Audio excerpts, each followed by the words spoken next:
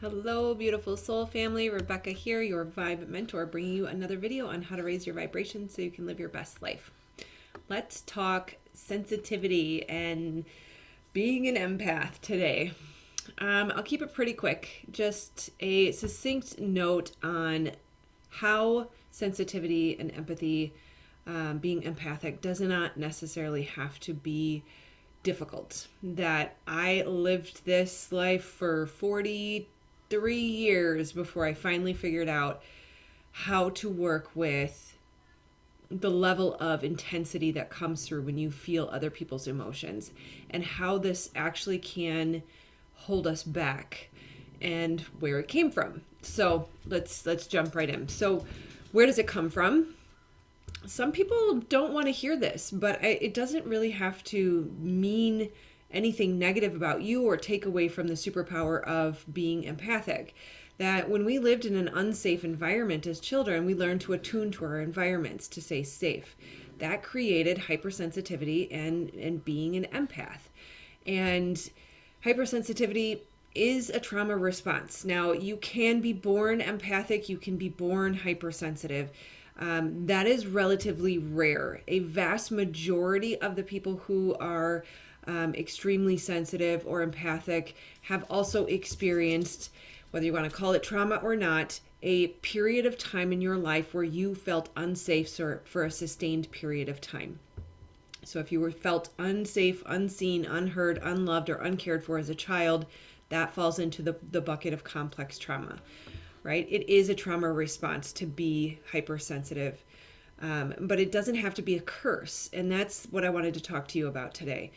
The fact that it comes from trauma does not have to take away from the fact that it is a freaking superpower. And there is no doubt about that. Being able to read a room and figure out what someone needs is absolutely a critical skill. And who knows, that may be why so many light workers choose really difficult life paths and early upbringings. But again, it doesn't have to be a curse, and we're not taking away the value of it by identifying where it comes from. We just want to recognize how to use it so that it can become a gift. So the key is to realize that it was developed to make sure that we pleased the people around us in our environment, in whatever unsafe environment we were in, so that we didn't get hurt anymore. And that attuning to people was used to make people happy in those earlier years so that we didn't experience any more pain or we didn't rock the boat. And if we don't learn to work with the sensitivity, it will cause perpetual hermit mode, people pleasing, over giving, isolation, all sorts of things that are unhealthy. So we are built for connection, not for isolation. It's proven that the brain literally will starve to death without connection. If you look at prisons and inmates who are misbehaving, they are put in isolation. It is a punishment. This is not something that we as spiritual beings should be viewing as the ideal state. Maybe it's necessary for a little bit of time to heal and to get back out there, but too many of us have gotten stuck. We are built for collaboration.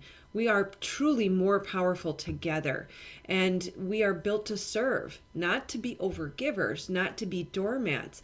There has to be a balance between self-sacrifice and service. And so sacrifice is when you suffer taking care of others. Service is when you care for yourself while also taking care of others. So remembering that we are made with purpose and intention, we are built for connection, and yet we cannot identify our life purpose through the lens of trauma and people pleasing. That we can't find our gifts and we can't offer them to the world if we're living for others. The being highly sensitive can be a challenge because that is the tendency because of its original source and how the skill was developed. It's not comfortable to feel other people's discomfort. It really sucks. I hate it. And I don't use the word hate ever, but it's probably one of the most difficult things for me is to sit in someone else's discomfort and someone else's pain without wanting to fix it for them. And this is where one of the biggest problems comes in is we become the fixers. We take on the responsibility for everyone else's feelings. We tell ourselves, or we let other people tell us, that it's our fault when we feel that way, or even when they feel a negative way. But the truth is, how they feel is about them. It's not about you. And so we have to start to separate that just because we feel it doesn't make it our own. And it certainly doesn't make us responsible for it. We are only responsible for ourselves, and everyone else should be responsible for themselves individually. Which is a beautiful thing, because that means we can put down the weight of feeling responsible for everyone else's feelings or meeting everyone else's needs. We don't have to carry the weight of the world anymore. It's time to sweep in front of our own door. But how do we navigate all these uncomfortable feelings, right? So if someone feels like you've made them upset and you're feeling the discomfort of their discomfort, what do we do with that? And I have an answer for you. Healing the original core wound of trauma through brain spotting.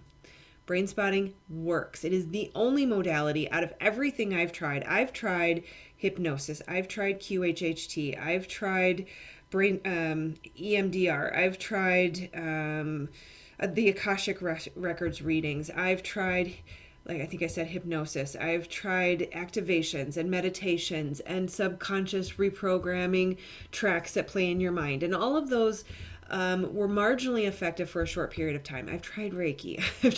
I've tried everything. And brain spotting was the only thing that worked. It worked so well that I went out and got certified. And that is the only thing out of all those things, other than theta healing, I would say that's the other one, that I felt was really, truly effective. And so those are my modalities, right?